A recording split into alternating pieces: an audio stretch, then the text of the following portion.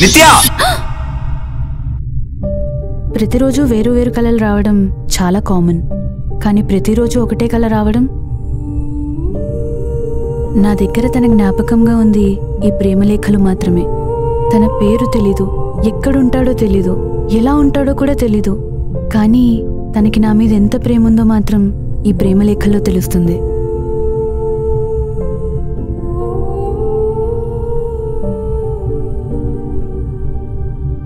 ఇప్పుడు నేను ఇంత హడావుడిగా వెళ్ళేది కూడా రోజు తను నా కోసం పంపే ప్రేమలేఖల కోసమే.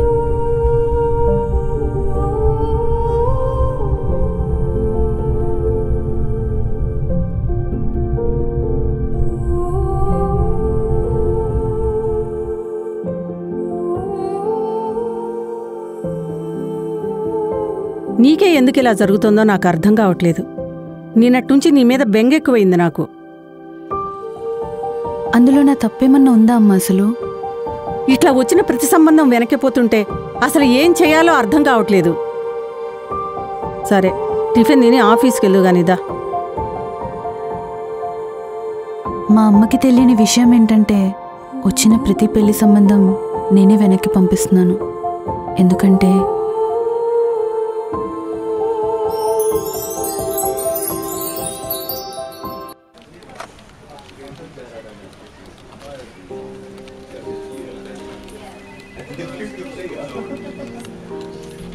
నిత్య,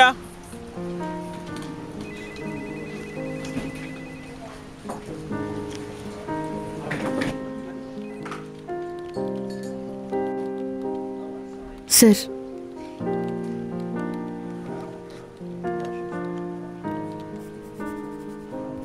టూ ఇయర్స్ నుంచి ఖాళీగానే ఉన్నావు అనమాట. అంటే సార్ అది ఏం చెప్పొద్దు. వెళ్ళకి 5 lakhs తీసుకొచ్చాయి. నెలకు 20,000 శాలరీ, కటింగ్స్ అనిపోయి 18,000 వస్తాయి. నువ్వు ఓకే అంటే ఇలా ఈ ఒక్కచోటే కాదు, ఇప్పటి వరకు చాలా ఇంటర్వ్యూస్ అటెండ్ అయ్యాను. జాబ్ నా కోసం కాదు, మా అమ్మ కోసం. ఎంత ఇస్తారంట? 5 లక్షలు.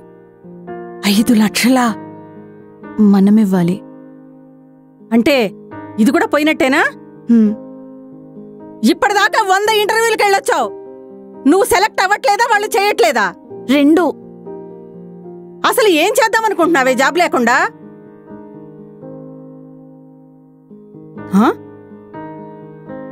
నాకు మొక్కలంటే చాలా ఇష్టం. ఈ పొల్యూషన్కి దూరంగా ఒక నర్సరీ పెట్టాలి, ఎప్పుడూ మొక్కలతోనే ఉండాలి. కానీ మా అమ్మ కోసం నా నర్సరీ పెట్టే ప్లాన్ వదిలేసుకున్నాను.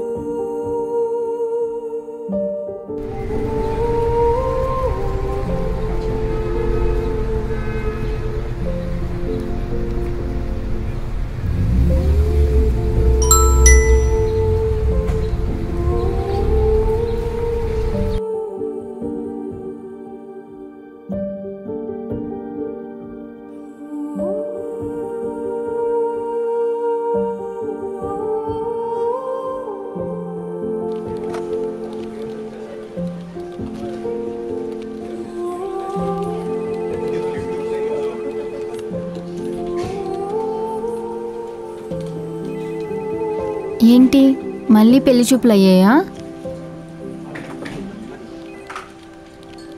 చూడు నిత్య, ఎవడో ముక్కు మొహం తెలియని వాడు ఏదో పిచ్చి లెటర్స్ రాస్తే వాటిపై ఫీలింగ్స్ పెంచుకుని లైఫ్ని కెరియర్ని స్పాయిల్ చేసుకోకు.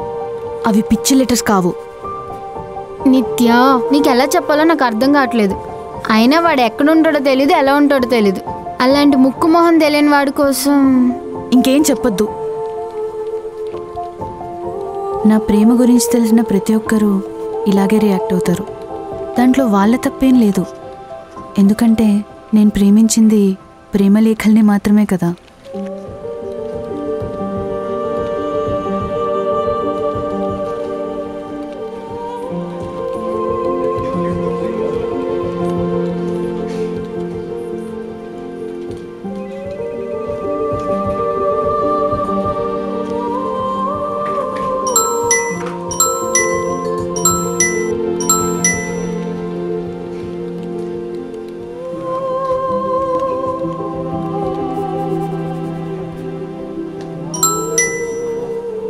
ఆఫీస్ అయిపోయాక కలువు, నీకోసం వెయిట్ చేస్తూ ఉంటాడు.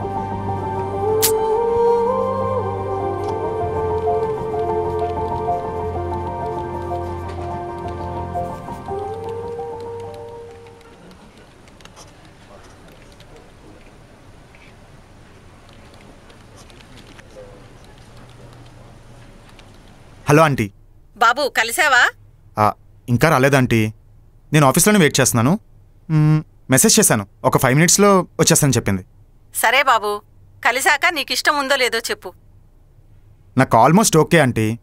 జస్ట్ ఒకసారి తనకిష్టం ఉందో లేదో కనుక్కోవడమే, మిగతాదంతా ప్రొసీడ్ అయిపోవడమే. ఉంటానమ్మా. సరే ఆంటీ, బాయ్.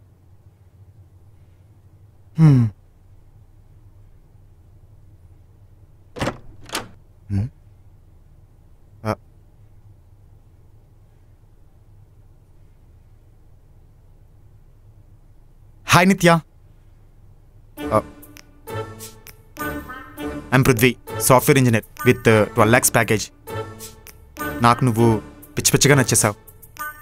నీ ఫోటో చూడగానే హాల్లో మన ఇద్దరి పెళ్లి ఫోటో ఇమాజిన్ చేసుకున్నా.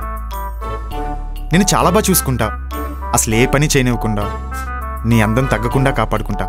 ఎంతైనా 12 lakhs ప్యాకేజ్ కదా. సో అన్నీ నేనే మాట్లాడేస్తున్నాను, నువ్వేం మాట్లాడవా? నాకు కొంచెం టైం కావాలండి. ఈ అండి గిండీలు ఫార్మాలిటీస్ వద్దు. Call me Prithvi. పృథ్వీ, నాకు ఈ పెళ్లి ఇష్టం లేదు.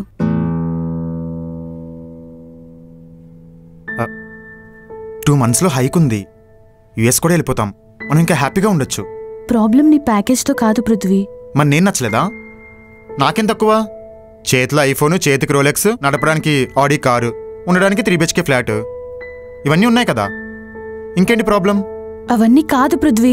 మరి ఇంకేంటి నాతో problem? I love someone else.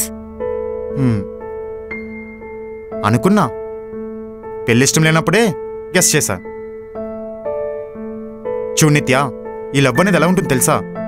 తిరిగినంతసేపు బాగానే ఉంటుంది, మోసపోతేనే మాత్రం నరకంలో ఉన్నట్టుంటుంది.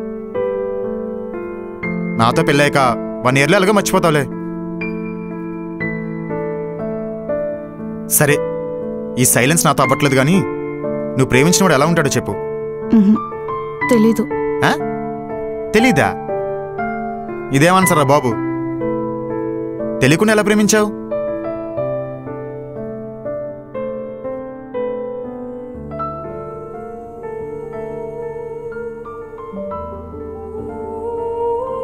నా కోసం తను రోజు రాసే లెటర్స్, ఆ లెటర్స్లోనే తనని ప్రేమించాను.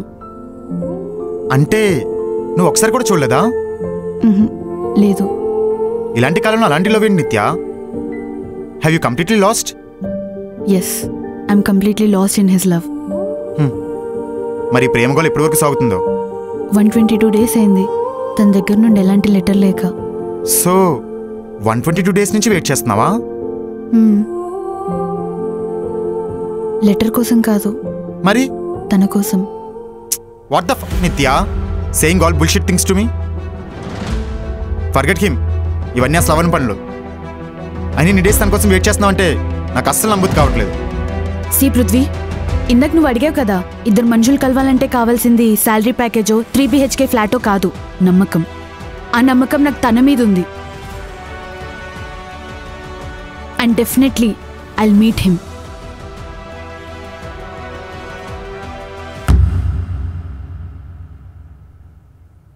ఎక్కడున్నావో, ఎప్పుడొస్తావో నాకు తెలీదు. కనీసం నువ్వు నిజమో కాదో కూడా అర్థం కావడం లేదు. ఎన్ని రోజులు నీ ప్రేమ లేఖలనే చదివి వెయిట్ చేస్తూ ఉండను.